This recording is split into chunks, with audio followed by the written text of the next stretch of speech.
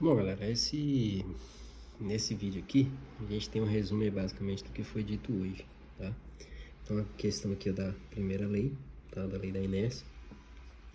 Dentro da lei da inércia, nós temos em resumo aí, que ela é uma tendência, tá? Tendência a manter o seu estado natural, beleza?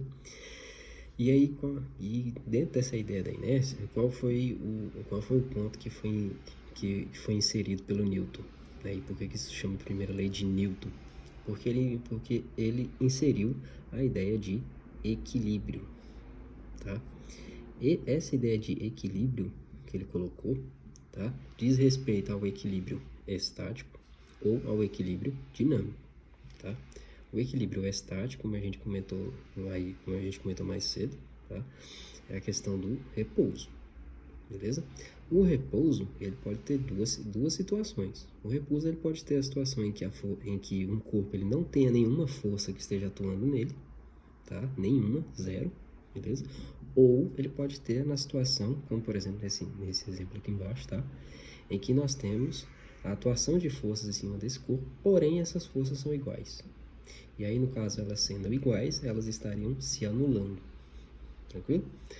E também temos a questão do equilíbrio dinâmico. O equilíbrio dinâmico seria um corpo que está em equilíbrio de forças, tá? Ele está em equilíbrio de forças, mas ele está se movimentando. E só para que ele esteja em equilíbrio dinâmico, só existe um movimento possível, tá? Um movimento possível só, beleza? E esse movimento tem que ser necessariamente o MRU, tá? Lembrando aí a característica principal desse movimento, o movimento retilíneo uniforme, tá? É que a velocidade dele tem que ser constante. Fisicamente falando, não dá para diferenciar um movimento do outro, um equilíbrio do outro, tá? Um corpo em repouso ou ele em MRU, fisicamente falando, eles são idênticos, tá? É lógico que você sabe que um está em movimento e o outro está em repouso, mas em características matemáticas dele, se você tentar desviá-lo, se você tentar fazer qualquer coisa com esse corpo, eles vão responder da mesma forma. Ele estando em repouso, ele estando em MRU, as respostas serão as mesmas, tá? Bem, a segunda lei, ela diz respeito à força resultante, que pode ser obtida quando ela estiver atuando em um ou mais corpos, tá? Ou mais objetos, beleza? Nossa segunda lei diz respeito a essa formulinha aqui, ó.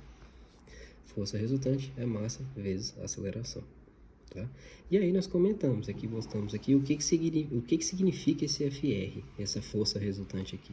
Essa força resultante, ela vai ser o resultado, por isso resultante, né, da atuação de várias forças em cima de um objeto. Essas forças, elas podem estar em mesmo sentido, como é o caso aqui dessa de vermelho e essa de verde, tá? Dessas duas aqui. Ou elas podem estar em sentidos contrários, por exemplo, dessa de azul e essa de vermelho, tá? Uma está para a direita, outra está para a esquerda. Característica aí que você precisa saber, tá? Para fazer suas continhas. As forças que estiverem para a direita são positivas, tá? Você vai tomar isso como positivo. Por isso essa setinha aqui em cima, aqui em cor preta. As que tiverem para a esquerda, negativas, tá bom?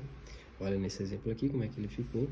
Eu só tenho um vetor aqui para a direita, tá? Que é essa de azul. Então ele vai ficar positivo, beleza? E tem uma de vermelho e a de verde, ambas para a esquerda. Então as duas vão ficar negativas, tá bom? E no final das contas, some com esse termo aqui, o resultado de todas as forças será igual ao produto da massa pela aceleração desse corpo, beleza? E não só na horizontal, nós também temos um exemplo aqui na vertical, beleza? Era para ter sido ficado retinho aqui, mas não ficou, tá bom? Na vertical, a gente tem que levar em consideração sempre, tá, a questão da força-peso.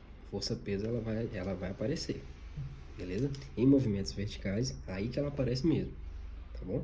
De forma que força-peso, ela sempre está apontada para baixo. Força-peso, cuidado, força-peso não é a mesma coisa que massa. Massa diz respeito à inércia. Peso é força, é um vetor, tá? Você está aplicando aí em coisas diferentes, são coisas completamente distintas, tá? Nós é que fomos educados aí para achar que é a mesma coisa, mas não é. Massa não é a mesma coisa que peso. Massa é completamente diferente de peso, tá? Massa é uma coisa, é uma grandeza escalar. Peso é uma grandeza vetorial, ele é uma força, beleza? Bem, e aí o que vai acontecer? Nesse caso aqui, nesse exemplo, a força resultante vai ser peso, tá para baixo, tá? Positivo, menos essa força que tá para cima, que eu coloquei aqui só como exemplo, tá bom? Aqui nós temos as características aqui dos nossos vetores, que a gente comentou aqui um pouquinho, tá? Direção, sentido e módulo, tá? Direção vertical ou horizontal, sentido direita, esquerda, para cima, para baixo, tá? E módulo é o valor, é o número, tá bom? Nossas grandezas, vou botar um pouquinho para cá. Nossas grandezas escalares, a grandeza escalar, ela só tem módulo, tá? Ela não tem essas características de direção e sentido, porque não fazem sentido para ela, tá? No finalzinho, nós comentamos aqui a respeito da terceira lei, de ação e reação. Ação e reação, tá? Não é simplesmente vai lá, tá com ação e tem uma reação no mesmo lugar. Tem isso também, mas não é só isso, tá? Primeiro, ela tem algumas características. Elas são o par ação e reação, beleza? Par ação e reação, eles sempre serão feitos em corpos diferentes, eles nunca serão feitos no mesmo corpo, beleza? Então, se você soca a parede te soca, tá? Se você empurra o chão para andar, o chão te empurra de volta, e aí você consegue andar, beleza? Se você faz força no objeto para que ele possa ser levantado, sei lá, você vai malhar alguma coisa, você levanta um peso, tá? O peso, a anilha, desculpa, aquelas anilhas de metais que você faz força para você poder levantar, se você faz força nela, ela faz força em você, beleza? E você precisa fazer uma força superior ao peso dela para poder levantá-la, tranquilo? E temos aqui um exemplo prático aqui de como a gente vai conseguir misturar essas leis todas, tá? Como assim? Eu tenho dois objetos aqui, um corpo A e um corpo B, tá? Sendo empurrados por uma força F. Essa força F empurra o bloco A. O bloco A, por sua vez, empurra o bloco B. Primeira coisa que você precisa saber, quando você tem uma situação desse tipo aqui, quem está empurrando aqui o sistema inteiro, a pessoa que estiver empurrando, ela está empurrando o último bloquinho? No caso aqui, essa pessoa da força F, ela está empurrando o bloquinho B? A resposta é não, ela não está empurrando o bloco B. Ela empurra o bloco A e o bloco A, por sua vez, empurra o bloco B. O bloco B só teve o azar de estar no caminho dele, tá bom? Diretamente falando, a pessoa que está empurrando, ela está empurrando o bloco B? Não, ela está empurrando o bloco A, que por sua vez empurra o bloco B, tá? Como o bloco A, ele empurra o bloco B, por ação e reação, o A faz uma força em B, que está aqui em vermelho, e o B reagindo, ele reage em sentido contrário, tá? Mesma direção, mas em sentido contrário, com essa forcinha verde aqui que você está vendo, beleza? Por essa lei, a ação e a reação têm que terem valores iguais, tá? Eles têm que ter o mesmo módulo, o mesmo número, beleza? Elas têm que se anularem, tá bom? De forma, então, que nós vamos ter o seguinte, F, já que elas têm que se anular, essa vermelha tem que se anular com a verde, vai me sobrar somente essa força F. E pela segunda lei, a força resultante de um corpo tem que ser o produto da massa dele pela aceleração que ele adquire. Se tomarmos aqui como valores aqui para esses objetos, a massa do A, 1 kg, e a massa do B, 2 kg, e essa força que você está empurrando aqui como sendo 12 newtons, tá? A gente vai fazer uma continha aqui. A gente fez essa continha aqui, vai rapidinho. No lugar do FR, você vai colocar as forças que estão atuando aqui no sistema. E nesse caso aqui, como essas duas estão se anulando, essa força aqui vai ficar sozinha. Então, essa força aqui, essa força F, eu botei aqui embaixo, F. Quanto que ela vale? 12. Então, substitui aqui o valor dela, 12. Tem dois corpos, e aqui só tem uma massa. Pô, mas é um sistema, são mais de um corpo, são dois corpos, mas é um sistema só. Essa massa que você está vendo aqui, esse M, é a massa do sistema. A massa do sistema nada mais é do que a massa de todo mundo combinado, tá? Somados. Por isso que está aqui, MA mais MB, massa do A mais massa do B. Entre parênteses, tá? Porque tem uma multiplicação aqui logo depois dele, tá? Tem um produtozinho aqui, por isso você tem que botar esse parênteses, beleza? Substitui os dados agora, você vai achar 12 aqui para força, que já estava aqui, né? No lugar da massa do A, 1 kg, que era a massa dele.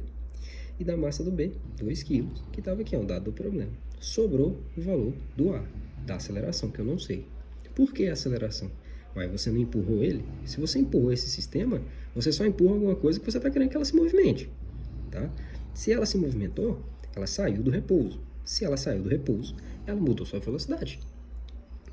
Como você aprendeu lá no conteúdo passado, em cinemática, todo objeto que muda sua velocidade, ele adquire uma aceleração, tá? Então aqui a gente, para terminar nossa continha, vai ficar 12 é igual a 1 mais 2 vezes A. Entre parênteses primeiro, 1 mais 2, 3. 12 é igual a 3 vezes A. Equaçãozinha aqui do primeiro grau, muito fácil de você refazer, tá? O 3 que está multiplicando A, passa dividindo. Quem está do lado da variável vai para baixo. Quem está do lado da variável vai lá para baixo do outro lado. Só rearranjando aqui, você vai ter 12 sobre 3, isso fica fácil. 4 metros por segundo ao quadrado, tá? Essa aqui vai ser a aceleração do nosso sistema, beleza? Esse foi o resumo aqui do que a gente viu hoje, tá? No Meet de hoje, tá bom?